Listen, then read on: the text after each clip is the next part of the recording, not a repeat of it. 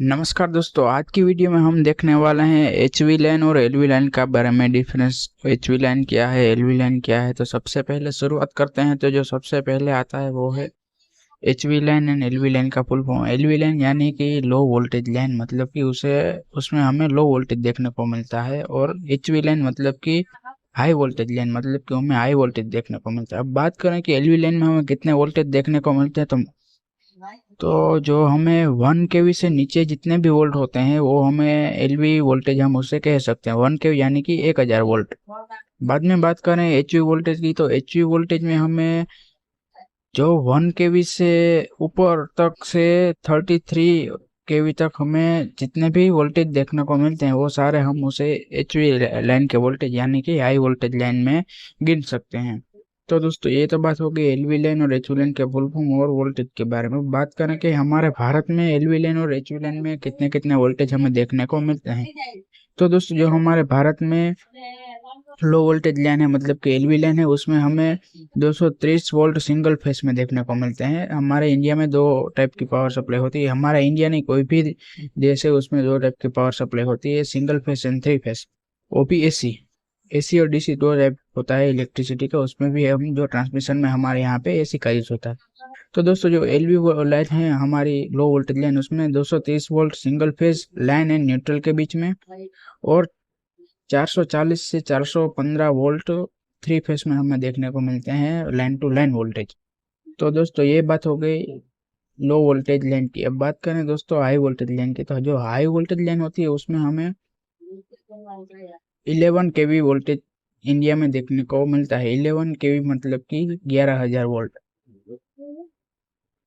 तो दोस्तों, ये बात होगी दोनों भारत के वोल्टेज के बारे में। अब दोस्तों, जो हमारी एलवी लाइन और एचवी लाइन होती है उसमें हम फॉल्ट की बात करें किसमें ज़्यादा फॉल्ट होगा, तो जो दोस्तों ऑब्वियसली एलटी लाइन में ज़्यादा फॉल्ट होगा, क्योंकि उसमें डायरेक्ट लाइन से पावर डिस्ट्रीब्यूट किया जाता है। मतलब कि जो हमारे पोल लगे होते हैं उसमें जो ट्रांसमिशन वायर होता है उसी से डायरेक्ट हमें किसी भी घर या कहीं पे भी, मतलब यानी कोई भी जगह पे हमें डायरेक्ट सप्लाई देने के लिए ली जाती है।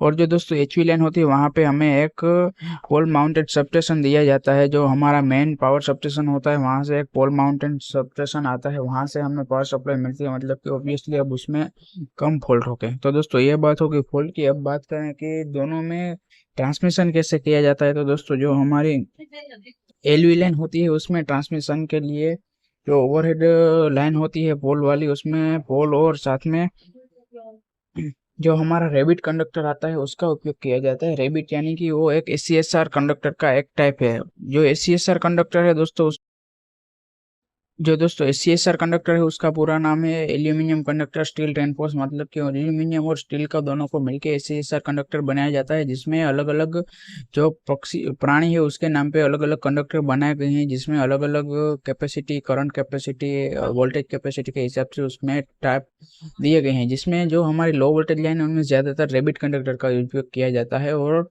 उसमें अब तो दो टाइप से ट्रांसमिशन होता है, एक तो जो ओवरहेड लाइन हो गई वो, और साथ ही में अब अंडरग्राउंड केबल का ज़्यादा उपयोग होता है, क्योंकि बड़े सिटी एरिया में अब बड़े बड़े बिल्डिंग्स एंड इंफ्रास्ट्रक्चर बनने की वजह से अब ओवरहेड लाइन में थोड़ा सा रिस्क भी ज़्यादा रहता है, जिसकी वजह से अब अंडरग्राउंड केबल की मदद से उसमें हमें ट्रांसमिशन देखने को मिल जाता है।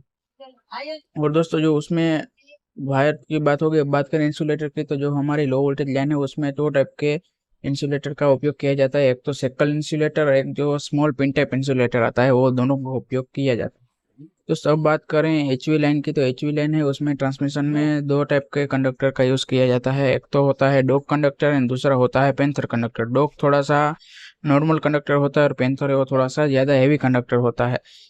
तो दोस्तों, जैसे जैसे एसीएसआर कंडक्टर की जो वैल्यू में जो जैसे प्राणियों का नाम है वो बड़े बड़े होते जाते हैं, जैसे बड़े बड़े प्राणियों आते जाते हैं वैसे वैसे कंडक्टर की जो कैपेसिटी है वो भी हमें ज़्यादा देखने को मिल जाती है। दोस्तों, इसमें हमें थ्री फेस वायर सिस्टम देखने को मिल जाता है, जिसमें हमें तीन वायर को रखा जाता है। आरवाईबी तीन फेस ही होते हैं, न्यूट्रल की जरूरत नहीं होती, क्योंकि इसमें पावर सबस्टेशन से डायरेक्ट पोल माउंटिंग सबस्टेशन तक पावर आता है। बाद में उसमें वहाँ पे डेल्टा स्टार ट्रांसफार्मर रख दिया जाता है, जिसे कि हम डिस्ट्रीब्यूशन ट्रांसफार्मर भी कहते हैं।